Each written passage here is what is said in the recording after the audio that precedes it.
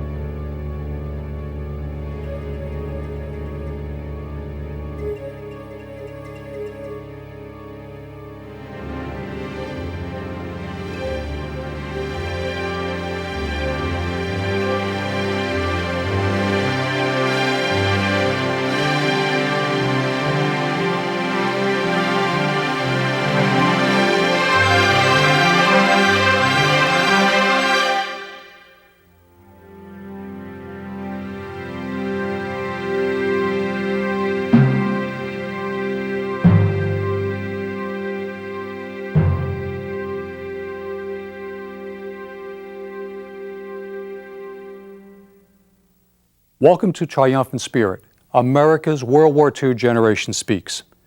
This program is a series of broadcasts featuring the stories of a generation that fought and won the Second World War. No matter how they fought the war or where, on the home front or the battlefield, each veteran featured on the program contributed valiantly to a victory that changed the 20th century. Here are their stories in their own words. They are stories of actions and deeds that not only helped shape the outcome of the war, but the very world we live in today.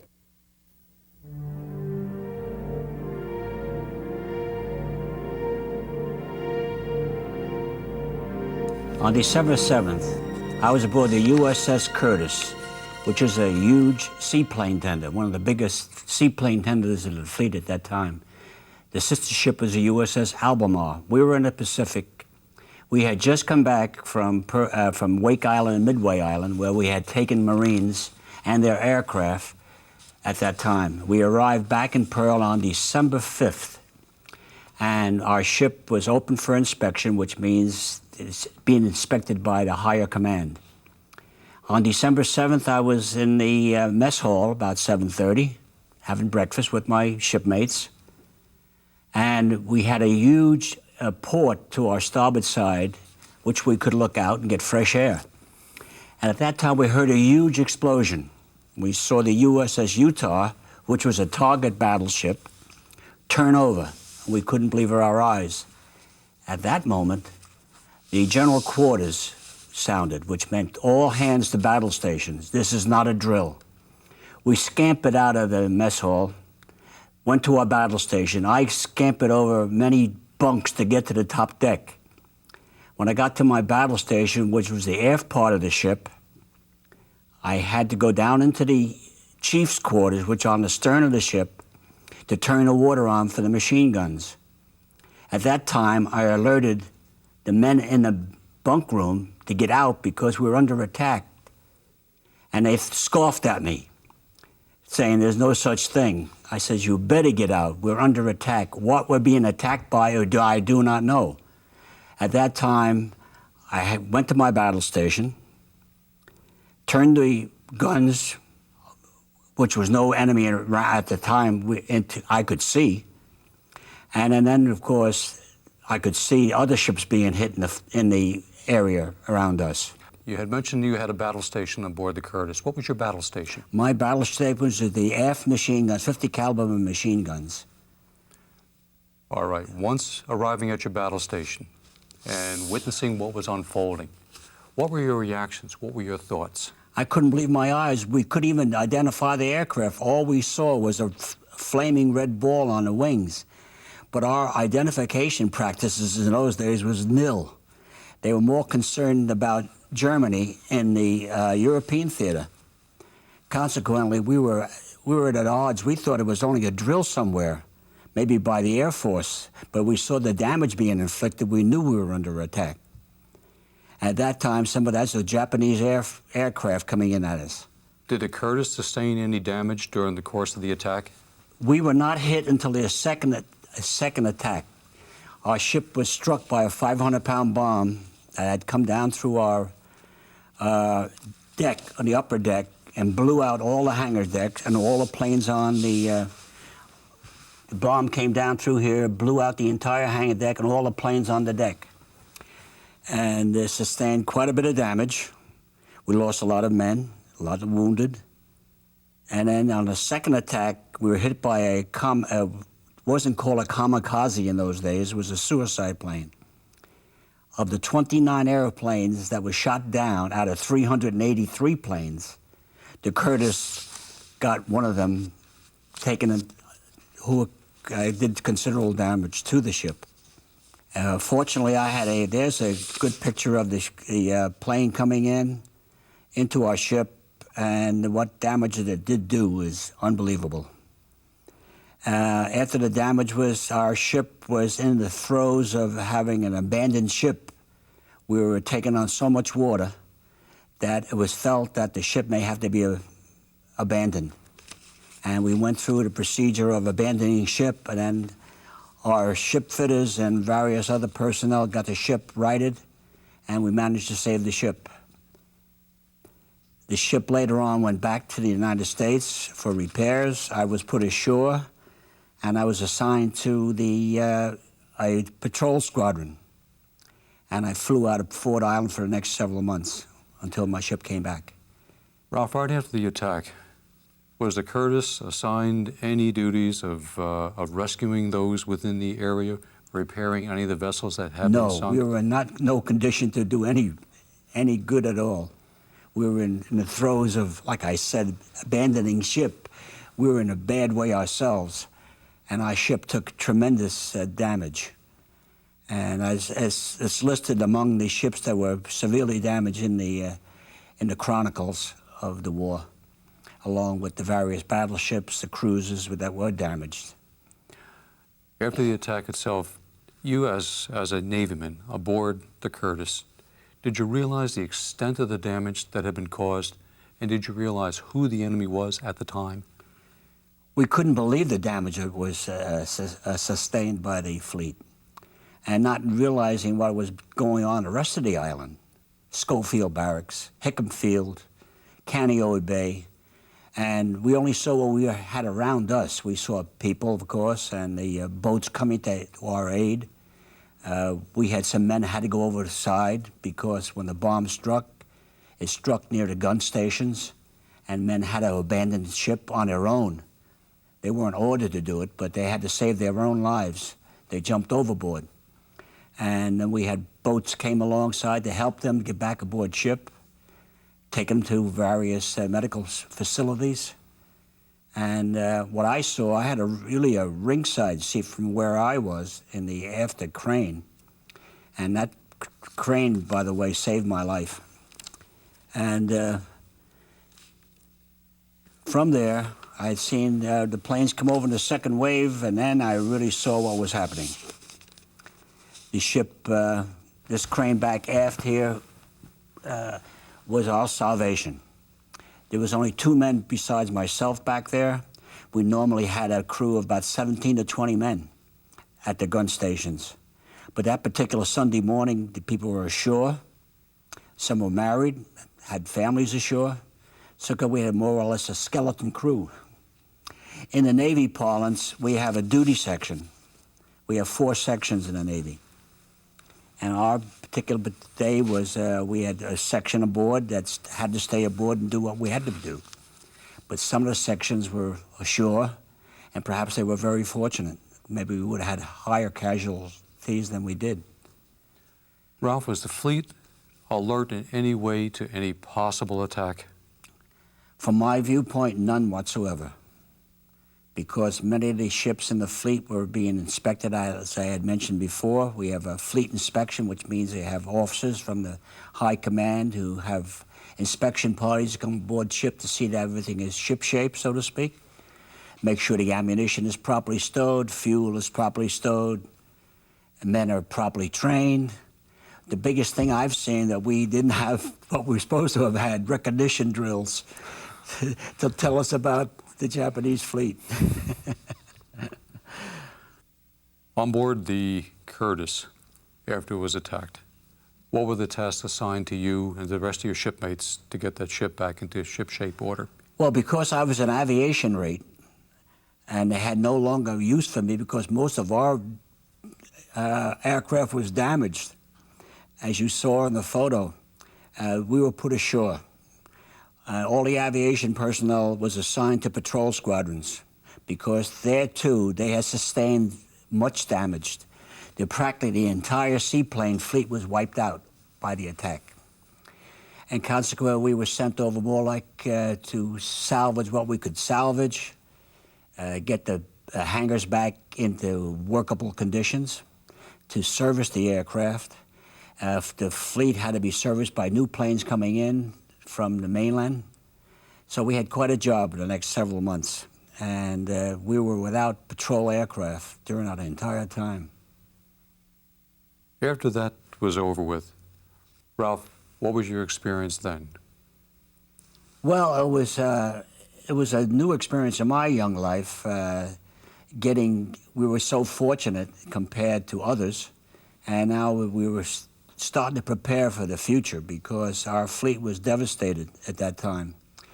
The thing that helped us tremendously was the fact that we had 3 of our carriers out at that time.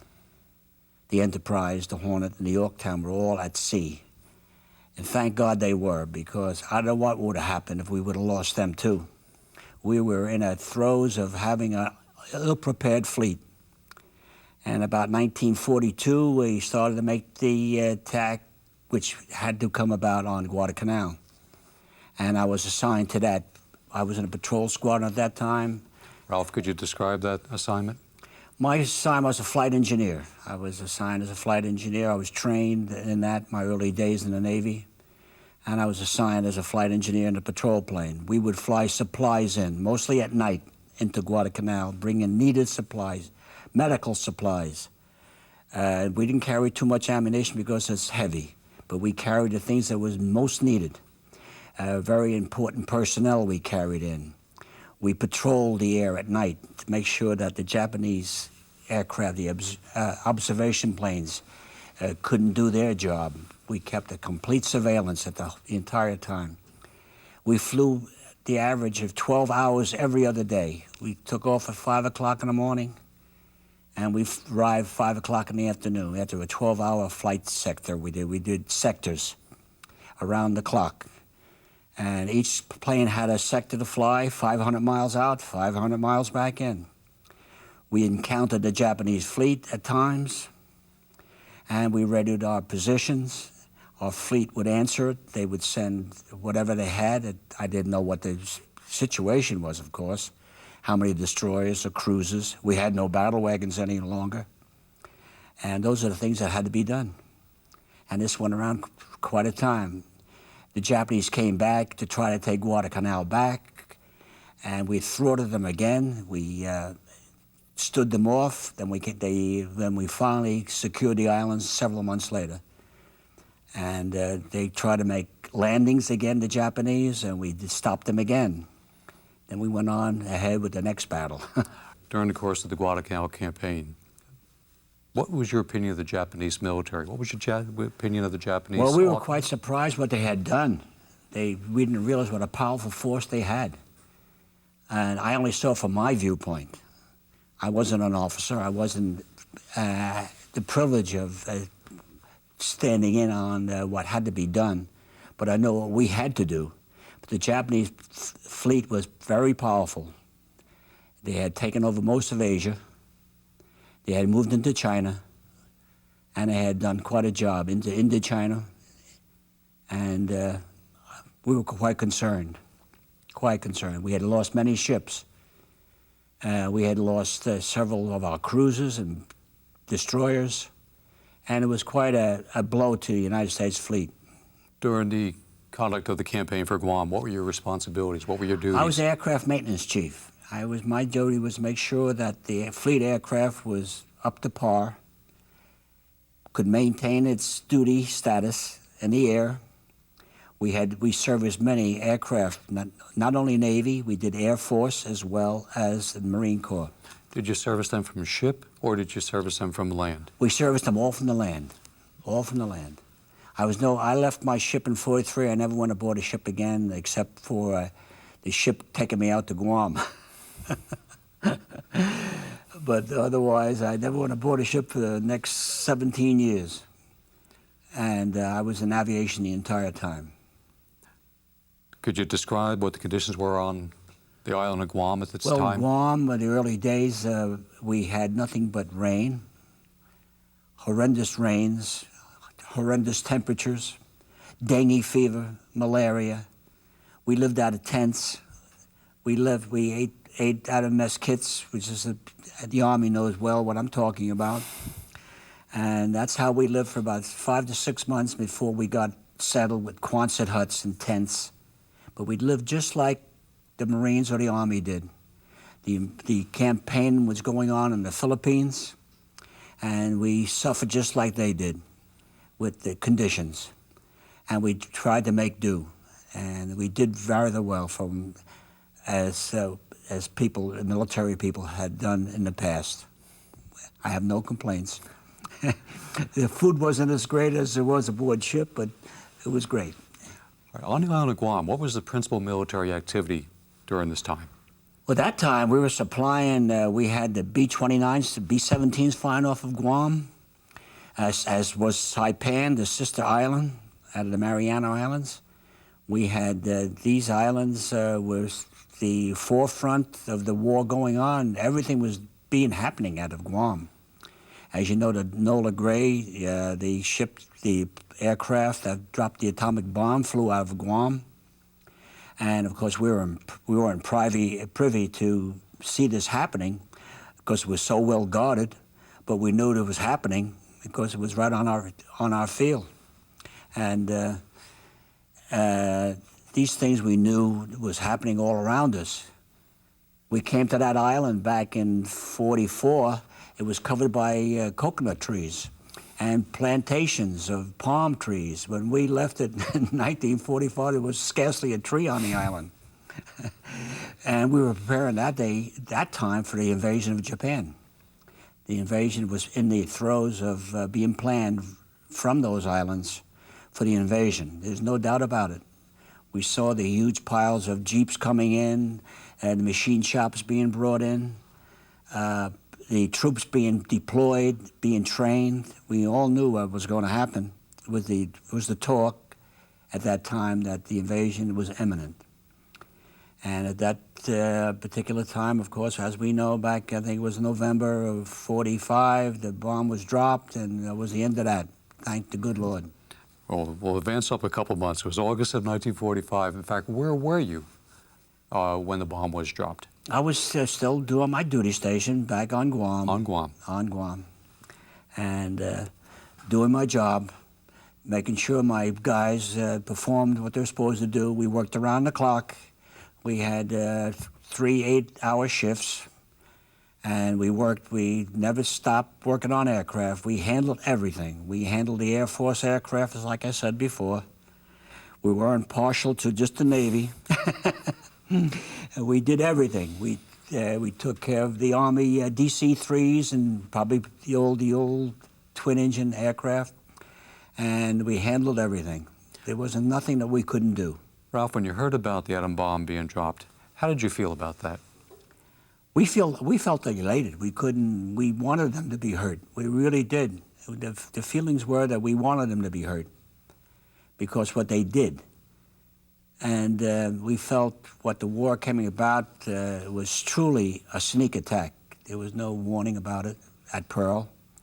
And we felt they got their just desserts. And then we saw what happened in Henderson Field during the Guadalcanal campaign. Could you describe that? Well, we saw some of our prisoners, what happened to them when we came upon them. They were mutilated, absolutely mutilated. They were bayoneted, and they were interrogated and hurt severely. And that you get a sense of revenge, and that's the way it was. And we all felt that way. I didn't hear one word saying, "Oh, let them be," because the way they treated our people. And when that bomb was dropped, there was no ill feelings. It was, thank goodness, this could make the day end sooner for all of us. And that. On the day that the war was ended, where were you? Still on Guam? I was still on Guam. And I'm just finishing my, I guess I had 7 years in by that time. I went, like I said before, I went in 1938. I knew I had to complete my enlistment. And all the fellows who had points in those days, you had so many points for so many days overseas, you went home first. And I saw my division get depleted. and I had to stay almost to the last. And that's the way it was. I stayed right to the end. When they almost secured the island.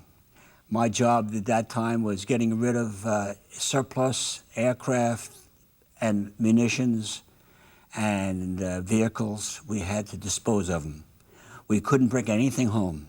Everything had to be destroyed. And that's the way it went. That hurt. I never saw such devastation as far as destroying our own equipment. Ralph, you were in the war from the very beginning to the very, very end. Yes. If you had to pick out a most memorable moment, could you relate what that most memorable moment happened to be? The most memorable moment of all the campaigns I was in, I think the fact that crane on the Curtis saved my life. And my shipmates, my two other friends.